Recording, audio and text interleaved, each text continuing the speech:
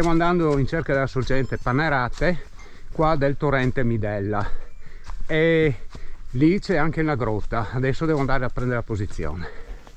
Siamo proprio sull'orlo dello strapiombo, siamo in missione d'avventura. Qua o la va o la spacca.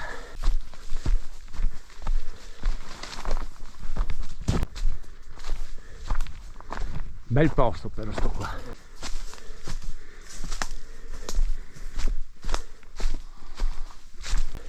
Se non erro, a circa una cinquantina di metri.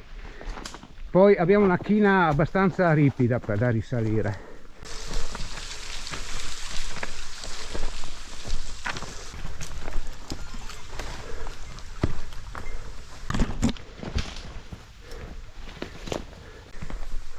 Sembra quasi artificiale. No, è a sinistra, l'abbiamo tralasciata, è a sinistra la grotta. Questa è la sorgente. Questa sarebbe una cascata.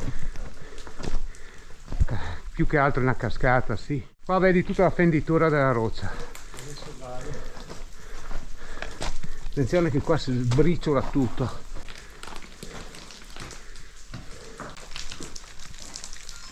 Bravo, sei lì, Gigi. Ottimo. Profondo. E adesso dobbiamo andare a vedere. È alto, è alto. Che c'era? Ma io sì, non è che verrei a viverci, ecco. È che sarebbe da salire su, ma No, ma guarda, Gigi, vedo da qua, io sono abbastanza alto, vedo che chiude lì. Però dai, interessante. ok, dai. Sembra una specie, sai, di fessura di bunker. Aspetta che almeno gli prendo la posizione GPS e Ti roba faccio che... una foto, perché sei lì, stai lì. Che selvaggio che è sto posto. Dai, qualche Neanderthal forse lo troviamo ancora da ste parti.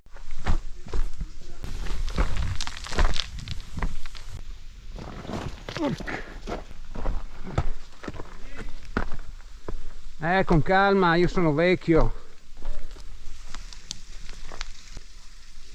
Non riesco a capire se è una borra o una fatta.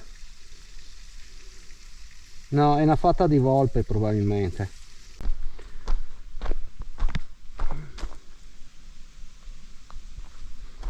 Vediamo solo di venirne fuori vivi. Questi posticini qua sembra di no, ma No, basta poco, ti ritrovano un anno dopo. La prima volta sono venuto qua sono scivolato proprio poco più avanti dove sei tu. No, A me piace anche questo perché non è tanto andarci in bicicletta, è esplorare il posto. bravo.